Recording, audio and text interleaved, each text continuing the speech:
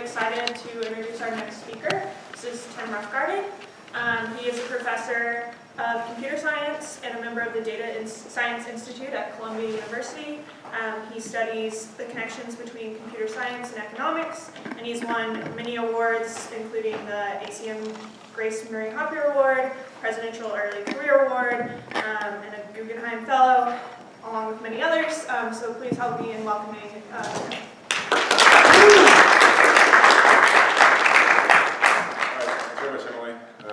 Good morning, everyone. Thanks very much for coming. It's really a pleasure to be here at LIDS. At most universities, this was especially true 20 years ago when I was a grad student, but it's still largely true now. At most universities, there's kind of theory that goes on in computer science, like algorithms, complexity, etc. There's theory that goes on in double developments, information theory, coding theory, etc. And the two groups at most universities do not talk to each other. There's no bridges at all. And so MIT LIDS has always been, in my mind, the really big exception. And I really always admired that. I always thought the collection of disciplines represented here makes so much sense together once you see it. So like I said, very cool to be here. So what I wanted to talk about today is a circle of ideas that I like to call beyond worst case analysis. And if you like what you hear today, there's a lot of resources to dig deeper. So there's a 2-hour version of this talk on YouTube from a boot camp at the Simons Institute. If you really want to go overboard, there's about 25 hours worth of YouTube lectures from a course I taught at Stanford. And an exciting sort of new news, there's a forthcoming book coming out of Cambridge University Press that's currently being copy edited, coming out in a few months. So I edited it. It's got 30 chapters with sort of contributions from 40 different leading researchers, all kinds of different facets of the area. So look for that if you're interested in a few months from now. Okay. Good. So beyond worst case analysis, before I start, I want to concede that some of my friends have pointed out that there's some ambiguity in how one might parse this phrase. And some of you even asked me, what would beyond worst case analysis mean exactly? Abysmal analysis? Really terrible analysis? So that's not the parsing I have in mind. I have in mind going beyond the sort of traditional paradigm of worst case analysis.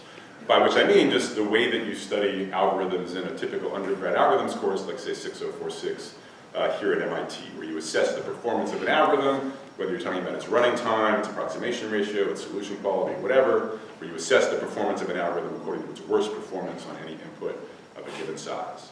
As you see in a class like 6046, sometimes that works super well. If you're doing single source shortest paths, it's sort of a great analysis framework. But as we'll see, there's lots of other problems where you don't get very meaningful algorithmic guidance by doing worst case analysis, which motivates looking for alternatives to get more interesting theory. So that's what this talk is going to be about. So I thought I'd open just with a few of the famous failures of worst case analysis to sort of motivate why we need alternatives. Okay, so these are some examples to keep in mind. Perhaps the most famous failure concerns linear programming, so optimizing a linear objective function subject to linear constraints. Linear programming is a well-solved problem. Okay, already in the 1940s, George Danzig proposed his simplex method, variants of which are in wide use to this day. Runs super quickly in practice, often kind of linear in the number of dimensions or decision variables, or maybe a little bit super linear, but not much. So, you might wonder whether the simplex method has worst case, polynomial running time, whether it's a worst case efficient algorithm. Clay and Minty showed that, in fact, you can contrive very special weird linear programs that force the simplex method to run for an exponential number of steps, at least for any of the common pivot rules. Okay, so that was kind of a negative result. It said the worst case running time of the simplex method is exponential. Okay, and this is kind of unsatisfying because the theory is making a prediction, if you will, kind of exponential running time, which really is kind of false in practice. I mean, in practice, the simplex method runs in certainly polynomial, even near linear time. Okay. Now, moving on, various people have proposed sort of worst case polynomial time linear programming algorithms. And some of them, not all of them, but some of them, including the first such algorithm, the ellipsoid method by Katchian in '79, sort of added insult to injury by being just practically not very sort of viable. Okay, so worst case analysis applied to linear programming, taken at face value, actually advocates a worst case polynomial time algorithm like the ellipsoid method over a worst case exponential time algorithm like the simplex method, despite the fact that in practice the situation is completely reversed. Okay, so that's sort of a disappointment for theory, and then it throws the gauntlet to the theorists to say, how can you refine your theory to get more accurate advice about what algorithm to use. So, second example, clustering. So you have a bunch of data points and you want to sort of group them into, in some sense, coherent groups. A lot of different ways to approach clustering. One common way is to model as an optimization problem. So you posit an objective function over clusterings, common ones being like k-median, k-sum, k-center, etc. And then you can aspire to computing the clustering which optimizes that objective function. Okay. Turns out pretty much any way of formalizing clustering as an optimization problem results in an NP-hard optimization problem. Okay, so unless P equals NP, there's no worst-case polynomial time algorithm for optimizing any of those objectives. Okay. On the other hand, you talk to people in the trenches, talk to practitioners, people generally don't view clustering as a particularly difficult problem. They're sort of very lightweight algorithms, like say LIDS algorithm, or it's variant Kmeans ++, which run quickly and return sort of very meaningful solutions, return clusterings which more or less sort of accord with what people were hoping they would find. Okay, so there's again something for theory to reconcile here. So how come is it that the problem seems to be NP-hard, but again is just not viewed as difficult in practice?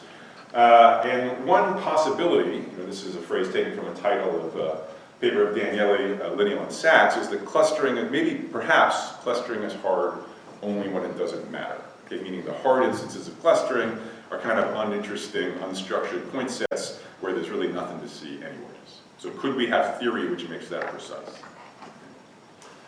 Example 3, I'll take from online algorithms, specifically the online paging problem. So here you have a sort of big slow memory and a small fast memory, the cache. Okay, memory is held in blocks called pages, and requests for pages are coming in one by one. Okay, so maybe there's a program that wants to access data, for example. All right, and when a page is requested, it has to be in the cache. If it's already in the cache, that's great. You don't have to do anything. If the requested page is not yet in the cache, you need to bring it into the cache. If the cache is already full, that means you need to evict something else to make room for it. So that is the caching problem. Okay, so when you need to do an eviction of the pages you could evict, which one should you evict?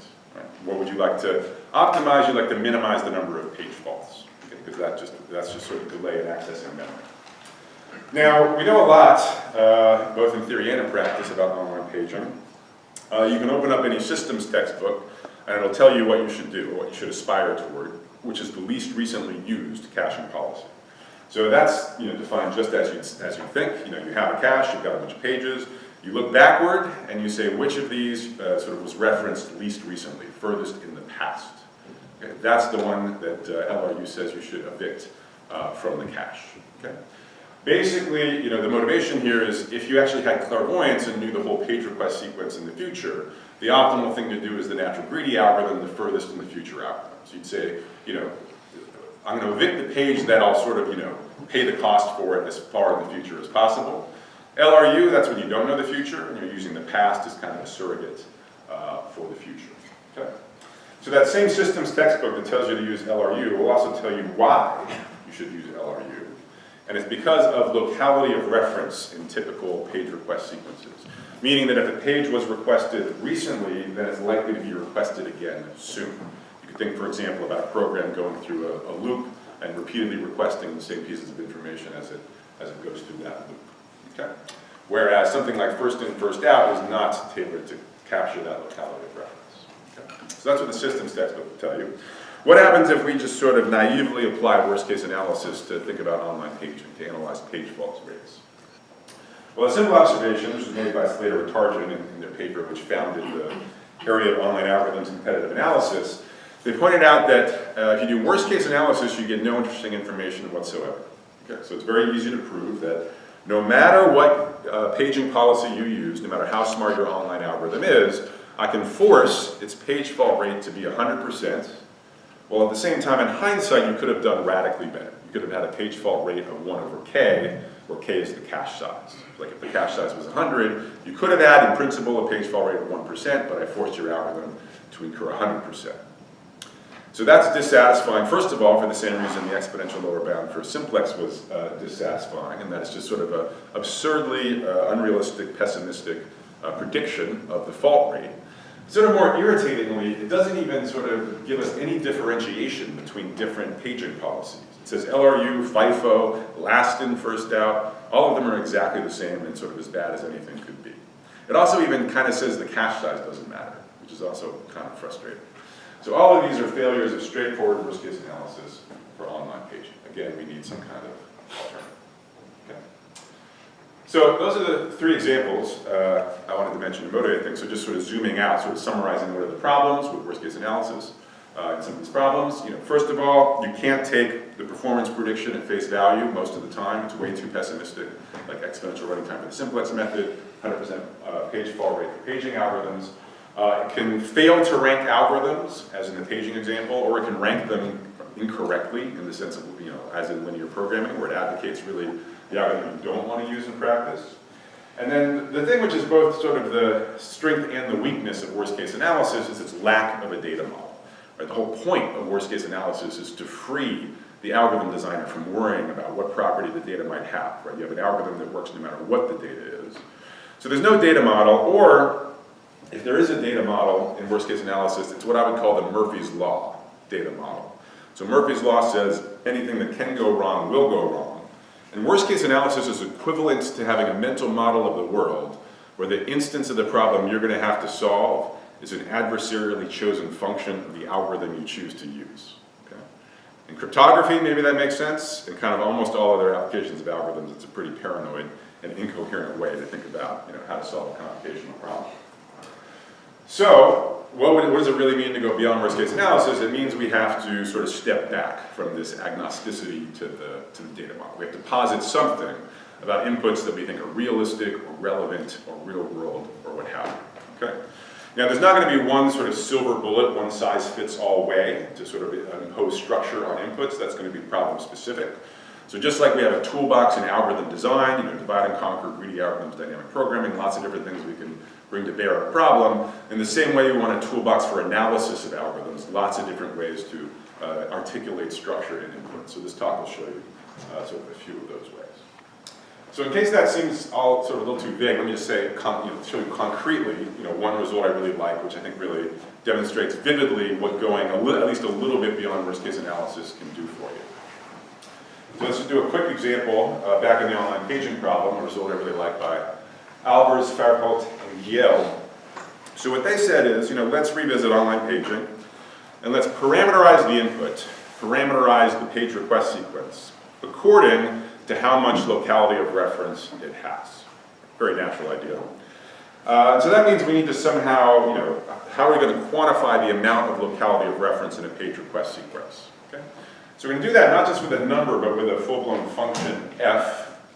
Okay? And here are the semantics. So we're going to say a page request sequence conforms to a function f if in every window of length w, for any integer w, if in every window of length w, the page request sequence requests at most f of w distinct pages in that window.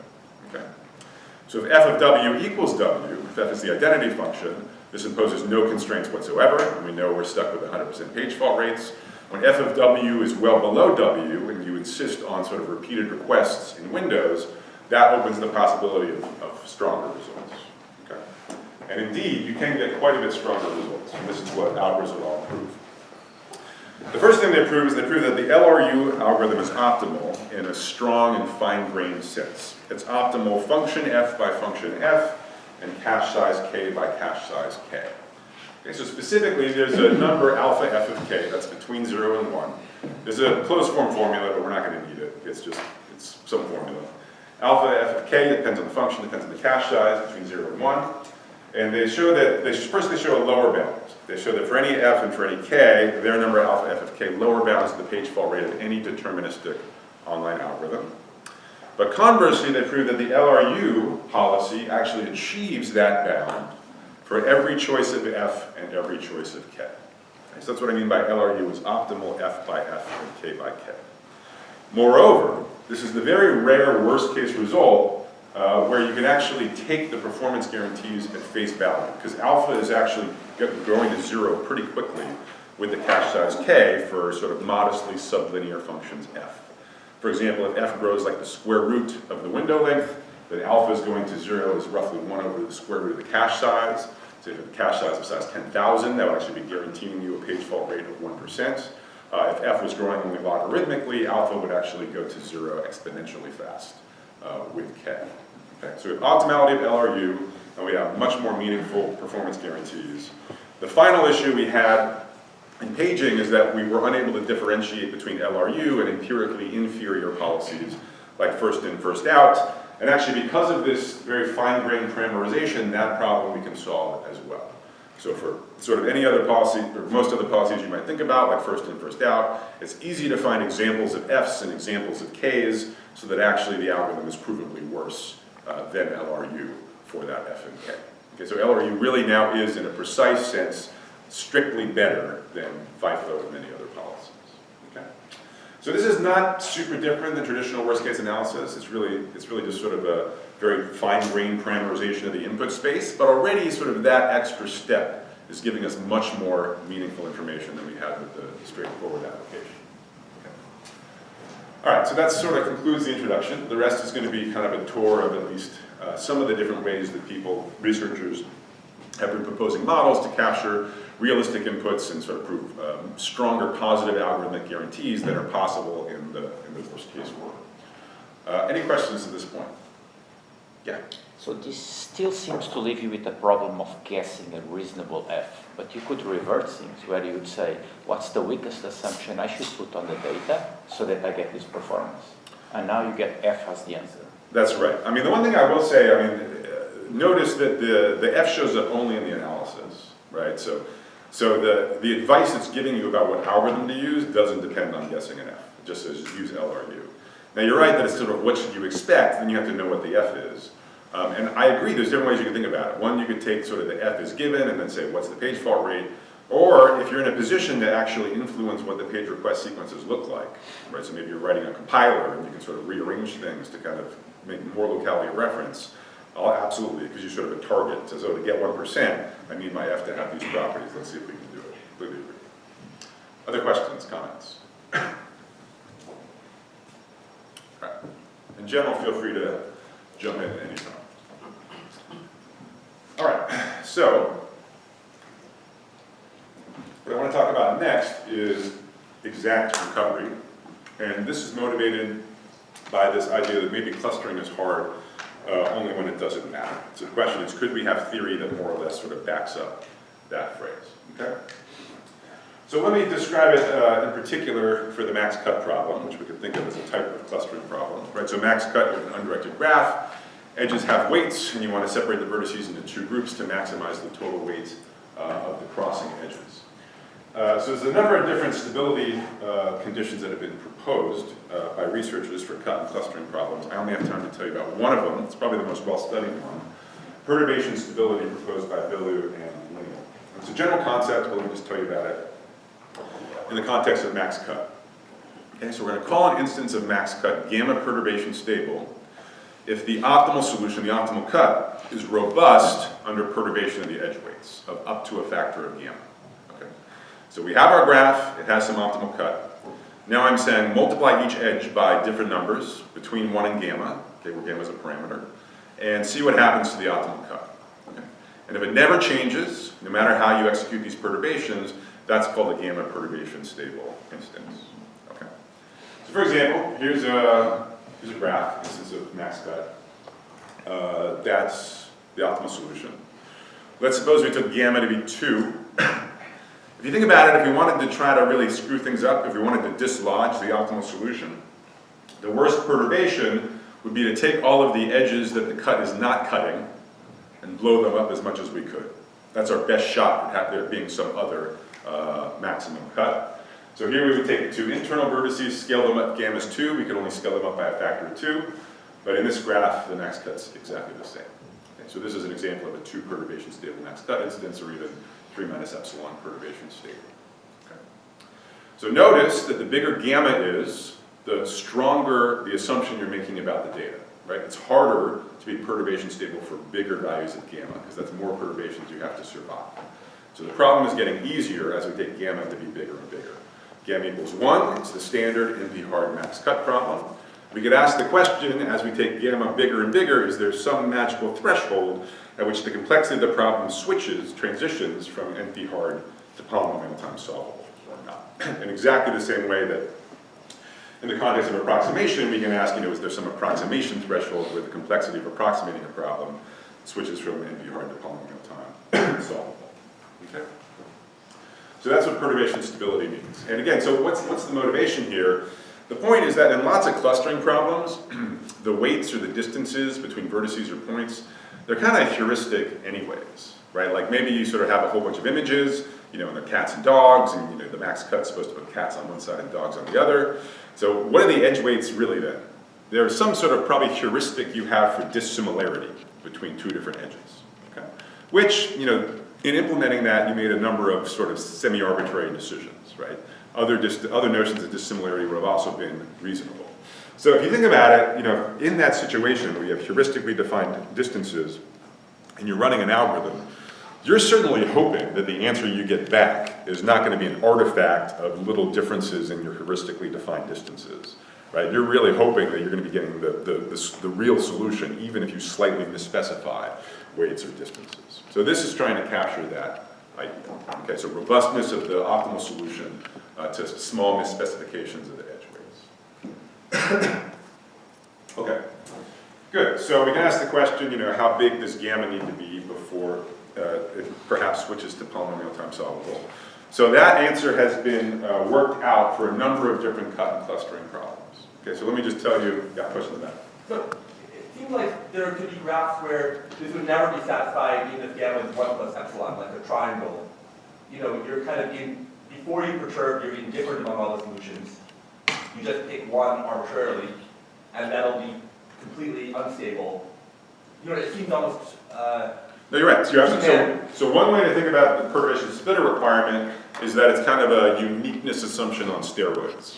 Okay, so perturbation stability for gamma sort of arbitrarily close to 1 is, as you say, equivalent to having a unique optimal solution. And of course, even that is not always true, right? But so this is saying, suppose there's even a bigger gap. Okay, yeah. And I should say, relaxations of this have been discussed also. So people, so including the authors that I'll mention on the next slide. So they've looked at things like, what if the optimal solution can change structurally a little bit, but not too much? Like at most epsilon fraction of the vertices switch sides.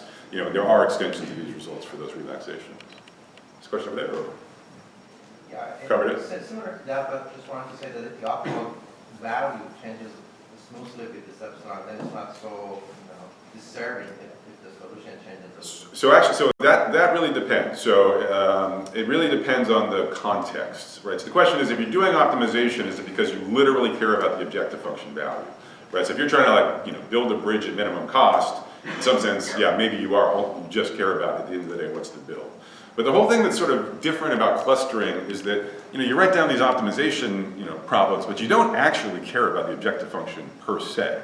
You really care about sort of getting a structurally meaningful clustering of the data points.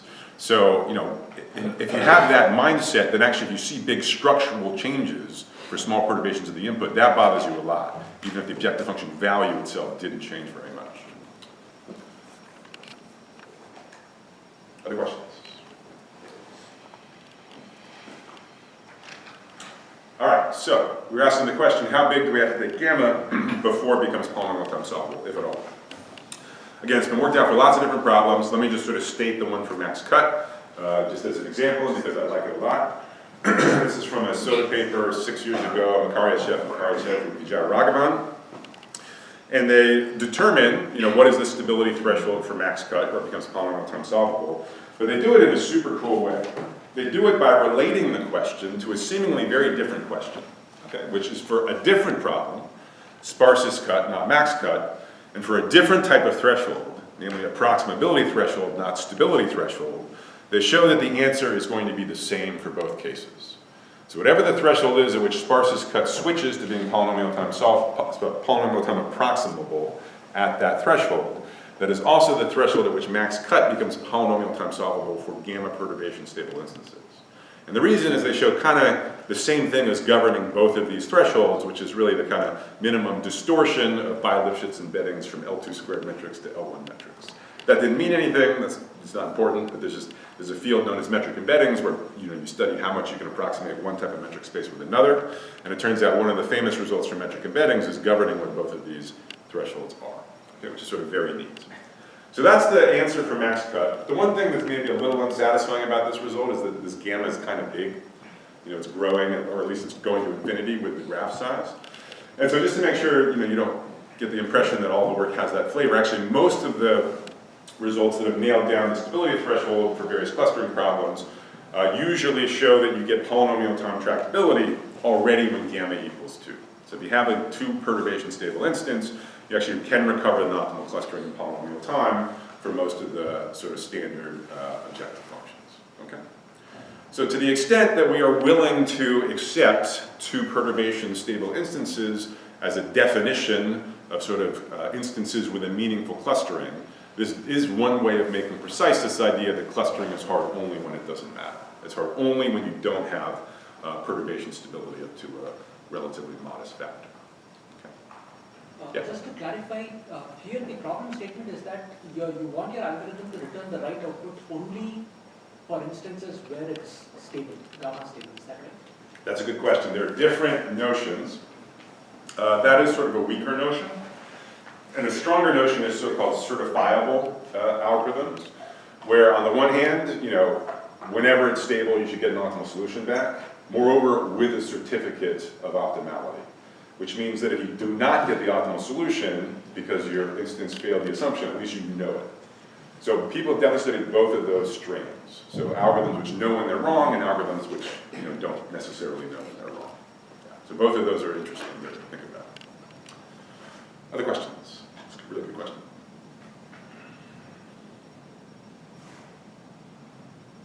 Okay. So, as I said, there's many other stability notions. Check out the lecture notes or the book if you want to dig into that. I want to do something which may feel like a little bit of a digression. I want to sort of switch to a topic which you may associate with a quite different field, but I guess in the spirit of LIDS conference, this seems very appropriate. Right, so what we were just talking about, these sort of cut and clustering problems are kind of combinatorial. We usually think of them as being part of operations research through computer science. I want to switch now to sparse recovery, which is more closely associated with applied mathematics and also double leap. So sparse recovery, there's some unknown simple object and you'd like to recover it from a small number of clues. It's a huge field. Let me just discuss kind of a representative example of compressive sensing, something I'm sure many of you have seen. So this is a problem where you have unknown signal, so a vector x, you don't know what it is, you want to figure it out.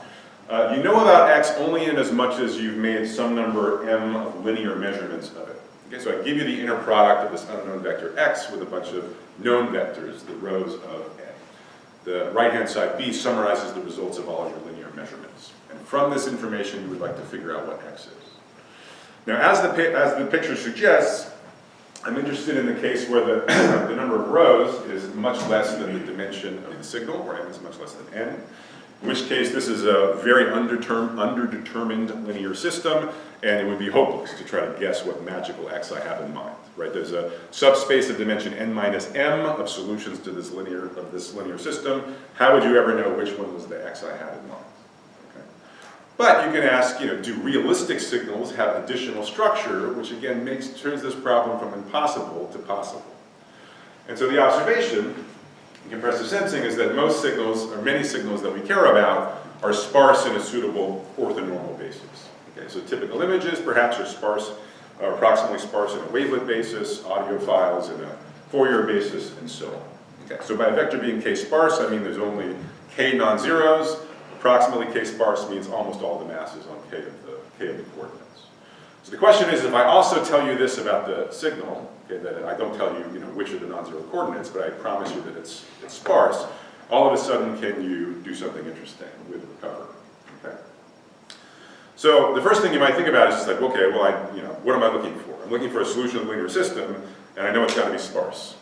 So let me just find the sparsest solution to the linear system, kind of the obvious place to start. Turns out in general, for worst case A and B, that's an NP-hard problem. Okay, so whatever algorithm you're doing, it can't solve the problem in general. So a relaxation that people look at is L1 minimization, which is, okay, forget about finding the solution of the linear system with the fewest number of non-zeros, let's just minimize the L1 norm, which is very easy to encode as a linear program. So that's something you can solve efficiently. Of course, the problem's NP-hard, so you're not expecting it to always be exact. You're not always going to get the sparsest solution back from this linear program. But one can the question you could ask, does this ever work? So for example, are there matrices capital A? Are there choices of linear measurements for which L1 minimization is exact? Meaning you literally do get back the planted sparse solution you were hoping to find. And the answer is yes. There's a huge literature on this. But for example, maybe the original result says if you just sort of take a matrix capital A with IID Gaussian entries with very few linear measurements, so just barely superlinear in K, the sparsity, that's already enough to recover an unknown approximately K-sparse signal. So what's the connection? Right? So I just talked about these sort of perturbation stable problems and these compressive sensing problems. I mean, one connection is just this sort of idea of articulating properties of sort of real-world inputs and seeing how it helps. But I'm actually mentioning it because there's a much more specific technical connection between the two, which is that mathematically, the way many of these results get proved, both in sparse recovery and in the perturbation stable clustering, what you do is you formulate a tractable excuse me, an efficiently solvable mathematical programming relaxation of the problem. And what the theorems really do is they prove that that relaxation is exact, okay, under the assumptions you've made about the data. Maybe perhaps by exhibiting a suitable dual solution and checking complementary slackness, or maybe by working much harder than that. Well, I said that explicitly in the compressive sensing example, L1 minimization. Again, that's basically an LP relaxation, the sparsity minimization problem. And these theorems boil down to proving that that relaxation is exact. Exactly the same thing in the max cut instance, Makaryev, Vijayaraghavan. What do? They look at the semi-definite programming relaxation of maximum cut, and they show that under a sufficiently strong gamma perturbation stability condition, that semi-definite program will in fact solve to the optimal solution. Okay, that there's no integrality gap at all. Okay. So if you delve into the proofs, you will see very strong connections between these two lines of work. And I mention it in part because I think, they're traditionally associated with sort of different fields, so I don't think enough people have looked at them in tandem. I really think there should be more opportunities for technology transfer between those two lines of work. That's why I'm going to tell you that. Questions?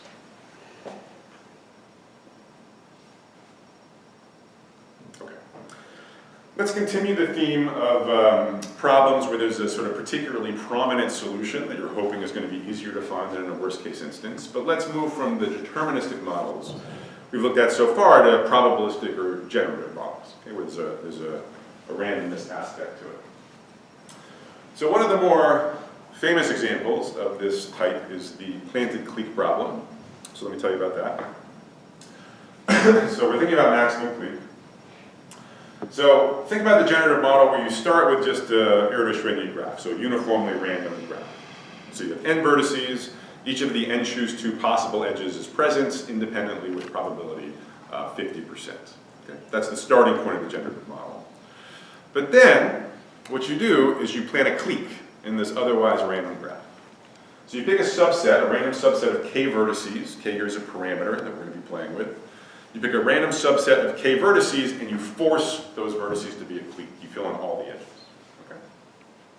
The algorithmic question now is find the planted clique. Okay? That's a problem that's going to get easier as the clique gets bigger and bigger. Right? At the point that the clique's almost swallowing the whole graph, it's clearly not a hard problem. Okay? So the question then is how big does k need to be before we can efficiently recover the planted clique? That's sort of the question. The state of the art is a very nice spectral algorithm by Alon Krivelovich and Sudakov. They show that when the planted clique has size square root of n, square root of the number of vertices, they show their efficient algorithm does in fact recover it with high probability. Okay, so that's the state of the art.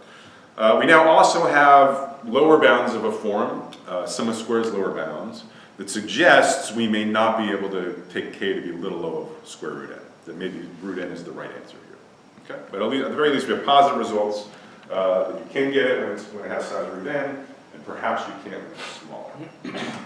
So this is a really nice result. It's a nice spectral algorithm. I think it's definitely a plausibly, practically useful algorithm. But there is something kind of unsatisfying about the alone and all result, which is that if I take k to be just a tiny bit bigger, okay, not square root n, with square root n times square root of log n. If k is that big, it's trivial to get the planet clique. It's trivial because you can just take the top k degrees of the graph. And with high probability, those will be the k vertices in the planet clique. Okay? Why? Well, think about what things look like after the first step of the generative model. Okay, so we've just sort of included each edge independently with 50% probability.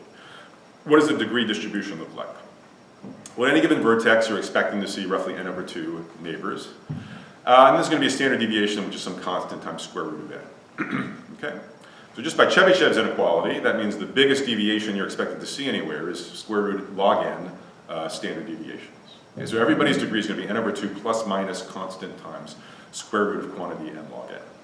Which means if I plan a clique that's constant square root n log n with a sufficiently large constant, all of the degrees of the clique vertices are going to catapult past all of the degrees of the non-clique vertices. So they will just be sticking out, waiting for the top degrees algorithm to find.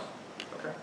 And that is not a practically useful algorithm. Okay? That is not at all helpful for finding cliques in real graphs, just taking the top degrees. Okay? So that's sort of unfortunate. This is sort of technically a positive result, but it's a positive result that seems obviously an artifact of the specific generative model that we used. All right? So this again, this is a sort of pushback and says, okay, how do we refine our model of inputs so that we're forced to come up with more interesting, robust, and useful algorithms? Okay? So that leads us to the idea of a semi-random model, first proposed by Auer and Blum in the context of graph coloring, developed further by Blum and Spencer, and I'm going to take an example from Feiget and Killian. So, the semi-random version of planning clique, semi-random models in general, there's going to be both a probabilistic aspect and an adversarial aspect. So nature and an adversary will somehow collaborate to come up with an input that then gets fed to the algorithm. Okay. So in the planet clique model, nature goes first and samples a graph from the distribution we just discussed.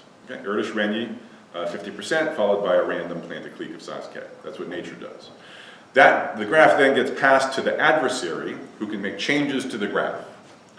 Now you need to bound the power of the adversary, because you don't want the adversary to just throw out nature's graph and replace it with a worst-case graph. So we're going to have an adversary, but it's going to be a monotone adversary, in the sense that it can only make the clique intuitively that much more obvious. So the adversary, if it wants, we're going to allow it to delete edges that are not in the clique. Okay, sparsify the graph outside the clique. It can't add edges, and it can't delete anything from the clique, but it can delete stuff outside the clique. Okay, making it, again, sort of even more a maximum clique. So at first that may seem like a weird idea, right? Like, how does this make the problem harder by just making the clique even more obvious? But if you think about it, this does break that stupid algorithm, that top degrees algorithm. Because the adversary can just delete a whole bunch of edges on the boundary of the clique, okay, between clique vertices and non-clique vertices. That depresses the degrees of the clique vertices to the point that they're no longer the top k degrees. So at least it got rid of that dumb algorithm. Okay. So that makes us wonder if, maybe it is difficult or an interesting problem to come up with a planet clique recovery algorithm that works even in the semi-random model, even with this monotone adversary. And indeed it is, and there's a very nice result by Feiget and Roughgarden, who show that the state-of-the-art that we already have for the sort of normal random planet clique model can be replicated in the semi-random model. Okay, so cliques of size square root of n, again, can be recovered in polynomial time, even in the semi-random model. Interestingly, they had to work harder than Alone et al. They couldn't get away with just a spectral algorithm where you sort of look at the second eigenvector of a suitable matrix. They really needed a full-blown semi-definite programming relaxation, in this context equivalent to the Lovász theta function. And again, mathematically, what they basically had to do was prove that programming relaxation was exact, that there was no integrality gap. And then the reason that semi-definite programs are so useful is because optimal solutions of mathematical programs have certain monotonicity properties, and that lets you sort of extend, exact recovery in the normal random model to recovery also in the semi-random model with a monotone adversary. Okay, so the reason semi-definite programming is better than spectral algorithms is because of the sort of robust monotonicity properties of optimal solutions of SDPs, or more generally mathematical programs. Okay? So that's an example of a semi-random model. I want to tell you about sort of one other example sort of this flavor concerning structured prediction. Two reasons I'm mentioning it. One, this was joint work with David Sontag, among others, who's here at MIT, so I thought you might be happy to hear about it. Secondly, even though this work's a few years old, there's still some like super juicy open questions, and I know I have a lot of young, smart people in the room, so I thought I'd tell you about them. Okay. So what is structured prediction? Well, you've got a bunch of objects that you want to predict labels for, and these objects are connected, so you have some relationship information amongst them. And the goal in structured prediction is to, in a batch, predict labels for all of these objects in a way that's smarter than just doing it individually. Okay, so using the sort of relational information to have a smarter batch prediction of their labels. One textbook example would be image segmentation, so like foreground, background image segmentation. So there the objects would be the pixels, and the neighboring relation would be sort of pixels that are nearby. You can imagine you might do a much better job with image segmentation if you predict the labels of all of the pixels at once rather than just individually. In particular, if you predict them all at once, you can take into account that neighboring pixels are probably likely to both be part of the foreground or both be part of the background. Okay? Another textbook example would be parse tree generation. Okay, so you want to predict the part of speech of a bunch of words of a sentence. Again, it's usually going to be more effective if you do the whole sentence at once rather than the words one by one. Okay? So that's what I mean by structured prediction. Let me tell you about the model, one of the models that we introduced to think about this problem. So you're given a graph. Vertices of this graph are the objects. So for example, those would be pixels. Okay? The edges are the pairs of vertices that have relationships. So again, in the image example, you can imagine that it's neighboring vertices that have a relationship. So our background, foreground image segmentation problem is going to translate to a grid graph or something like it. Okay?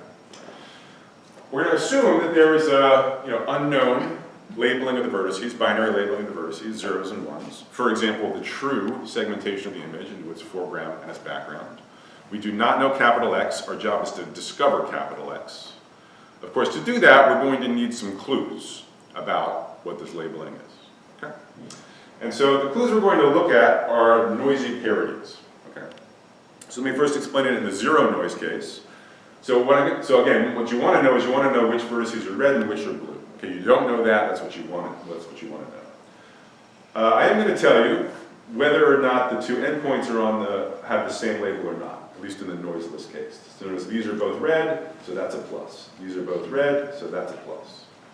Okay, if I really gave you that information for every edge, that would be too easy. That would be a very easy problem. So there needs to be some noise. So some probability P independent for each edge. It gets flipped, and you get the wrong information about whether the endpoints are the same or different labels. Okay, so is there an example here? Have any of these been flipped? Do you see any? At the bottom. Ah, there's one. Okay, there's one, for example. They have the same label, but that's a minus, okay, which is a corrupted edge label. I'm sure there's a couple others. Yeah. Okay, so that's the goal. So I give you these noisy edge parities, and the goal is to figure out what this unknown labeling capital X is. The prospects of this recovery problem, clearly they will depend on how severe the noise is. Okay? That should be intuitively clear. But what's really interesting about this problem is that the prospects for approximate recovery also depend crucially on the graph G. Okay? So it turns out approximate recovery is possible for some graphs, some structures of object relationships, but not for others. Okay? So those of you familiar with, for example, the stochastic block model, this is kind of one of the most interesting differences, I think, from this model and that one. Stochastic block model, you basically get pairwise information between all pairs of vertices. Okay, whether you get a clue of whether or not they're in the same community or not. Here, and so for that reason, when you look at community detection or stochastic block model papers, kind of the parameters you play with are all numerical, like the number of communities, kind of the sizes of the communities, and the probabilities that you see edges between in various combinations. Here, in addition to our numerical noise parameter, we have a combinatorial parameter of the model in the graph. Okay, and that has no analog in the stochastic block model. There's going to be only certain pairs for which you will get some kind of signal. Okay, and the question is which signal patterns are sufficient that you have approximate recovery. Okay. All right, so what were some of the things we could prove? So we have both some positive results and some negative results. First, in the main motivating example we were thinking about, grid graphs and grid-like graphs, we got what we wanted. So we were able to pin down exactly the extent to which you can recover the unknown binary labeling capital X as a function of the noise probability. So there's both an information theoretic lower bound and a matching upper bound, which is also a computationally efficient algorithm. So we're very happy with how things played out in the grid-like graph case. We also showed that in expander graphs, at least information theoretically, you can get very good recovery results. So again, as the noise grows small, you can recover all of the labels. And then independently, a couple groups studied the random graph case, in particular the dense random graph case, and showed that there again, you could get approximate recovery, meaning you get almost all of the binary labelings correct, okay, as the noise for sufficiently small noise probability. There's a question? I was just gonna say that you either recover or you don't, so there's no really notion of approximate. Right, so I'm sort of glossing this over the rub. So in what I've been talking, you're absolutely right in all of the previous applications I talked about, like you either get the plan and Cleat or you don't, and that's how I was discussing it. Actually, in this case, if you think about it, because it depends which one you look at, right? So down here, I agree with you. So down here, it's exact recovery. But like in the grid, this is a sparse graph. So whenever you have a graph which is bounded degree, basically, you know, if two of your four kind of adjacent edges are corrupted, which is p-squared probability, there's not much you can do. Okay, and that's sort of the basis of our information theoretic lower bound. And that's what we showed. We basically showed that the fraction that you get wrong scales as p-squared. Okay, that's our result for grids, for example. So again, I didn't make any of this precise, but actually for the questions I'm interested in, you really need a notion of approximate recovery, and the notion is just Hamming distance between the labeling that you compute and the true ground truth labeling. Yeah, thanks for the question. And also I was going to say that because you're allowing general graphs, then this is really the problem of designing codes for the BSC channel. It's really a question of You're designing. designing a linear code because you're looking at x4 of the edges, so you're basically looking at the linear code path being observed through the BSC channel. You're saying if you design the graph. Yeah, so the graph would, Right. would correspond to the code. So if you pick an expander, right, then this is almost like we can get an LDBC code. Yeah, that's a good point. I get the way we were thinking about this less is like you get to design the graph. You know, you could. I mean, I think that's an interesting idea. We were more thinking just from a mathematical perspective, could you characterize which are the good graphs and which are the bad graphs, which of course would then inform the design decision. So I agree. We did not really think about optimization problems over graphs where the objective is having sort of good recovery plus maybe efficient algorithms. It's an interesting question. We never thought about it. Yeah. I promised you some open questions. So what are the open questions? Okay, a couple things. So first of all, as I said, there's a few positive results, you know, expanders, dense random graphs, grid-like graphs, and all of the proofs are kind of different, okay, and ad hoc. So we have no general understanding of what is it about graph structure that makes approximate recovery possible. In the best case scenario, you might even be able to get a characterization, okay, that approximate recovery is possible if and only if the graph has some property, possibly parameterized property. For example, we can show that you need at least some super weak expansion property, like path graphs. You can't do anything interesting. And for all we know, this super weak notion of expansion, like you have in grids, is sufficient for recovery. Okay, our proof for grids uses sort of planarity and all kinds of other stuff. We don't know if any of that's necessary. It might just be sort of a weak expansion condition. Yeah. If you have like a graph with some fractal dimension between 1 and 2, have you looked at that? We have not.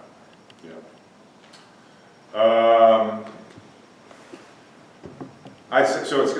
More generally, you could ask, like, what would be a concrete next step one could look at? And I would say, so one would be, right, so we get positive results for planar graphs that have bounded dual degree. So planar graphs with an embedding where every face has a bounded number of edges. And so one natural next step would just be arbitrary planar graphs. We don't even know how to handle that. I also don't know if planarity is actually necessary or just useful for our proofs.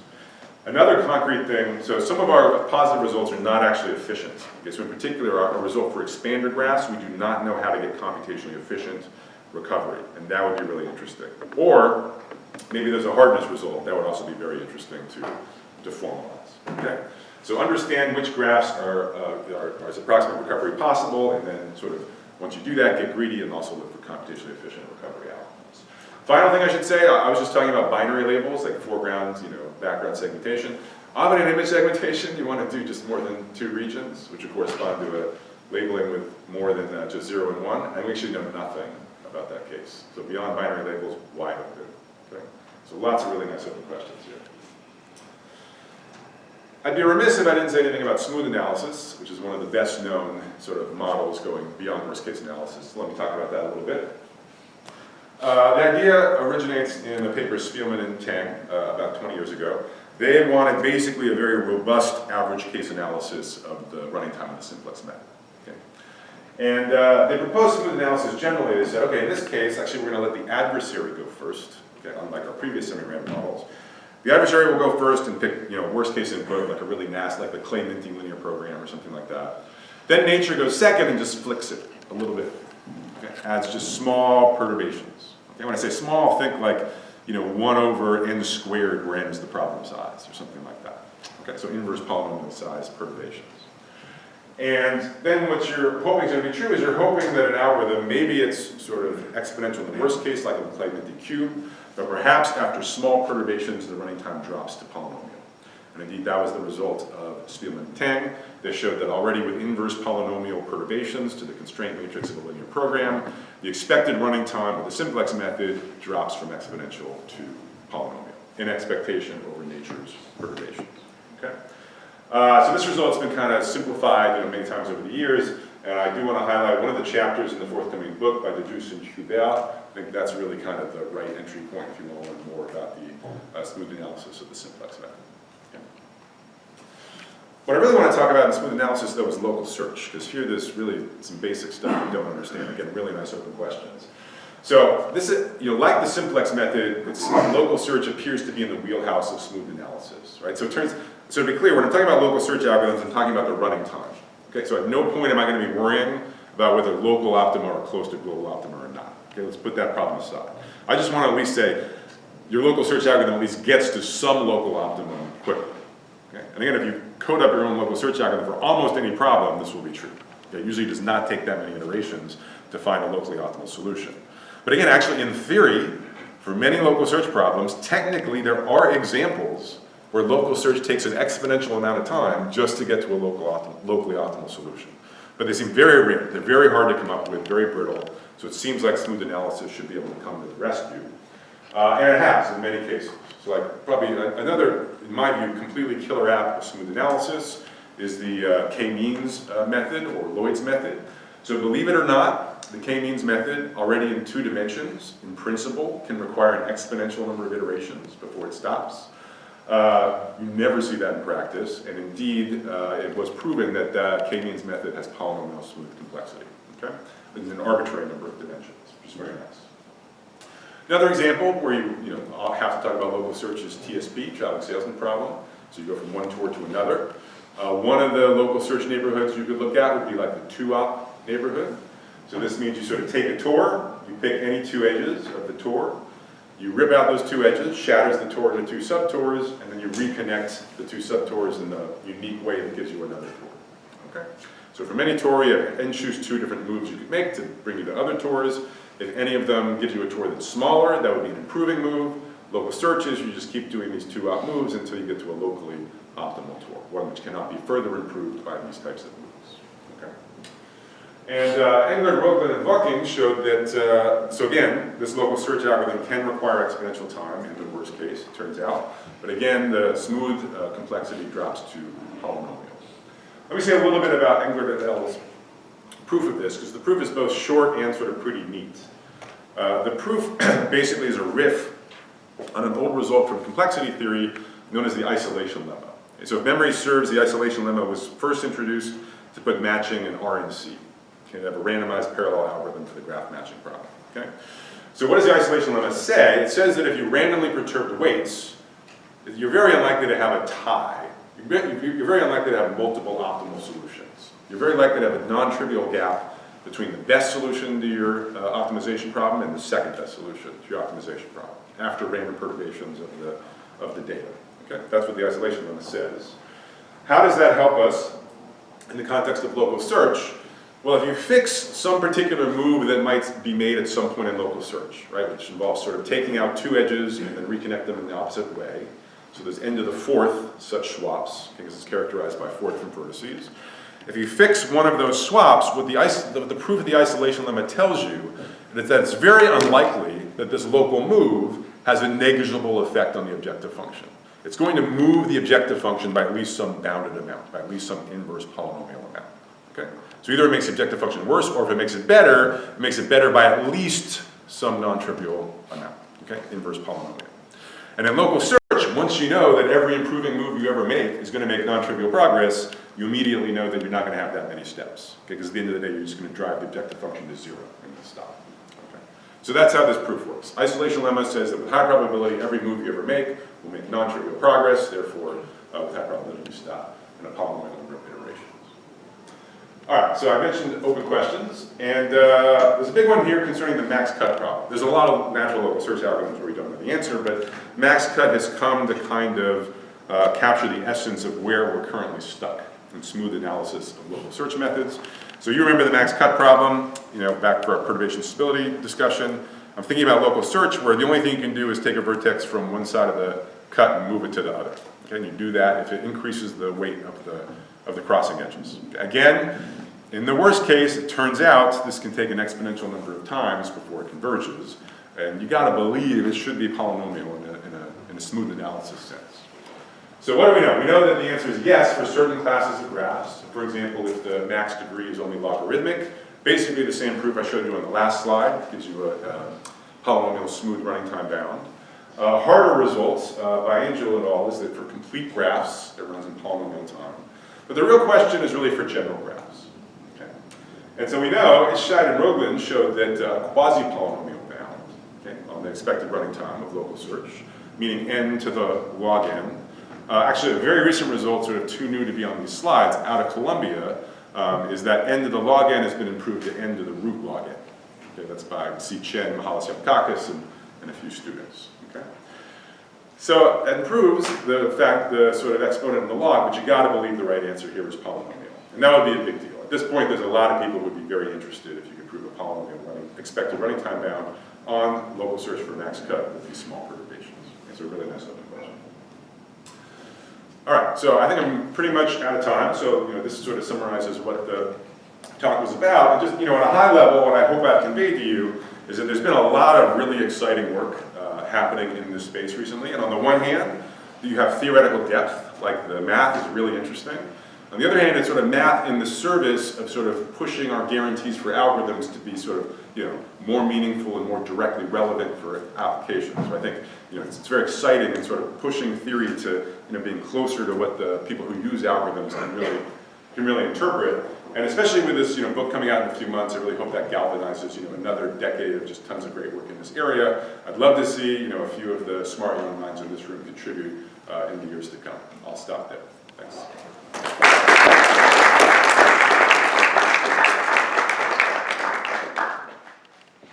Are there any questions? I have time for just one. What's your favorite open problem that we mentioned? Which one do you think is the most exciting? Well, I mean, it's hard to say. I mean, the max cut one, that's one which you figure has got to be true. Plus, it would be a great result for a student to prove. Like, we just get a lot of attention really quickly. So if you had any ideas, that'd be a good one to work on. These other ones about structured prediction, because it's based on my own work, these are very near and dear to my heart. So I would be, right. So if you solve the max cut problem, you can find lots of people to take you out to dinner to celebrate. If I solve one of these, I promise to take you out to dinner to celebrate. Wonderful. Well, help me thank Tim again. Okay.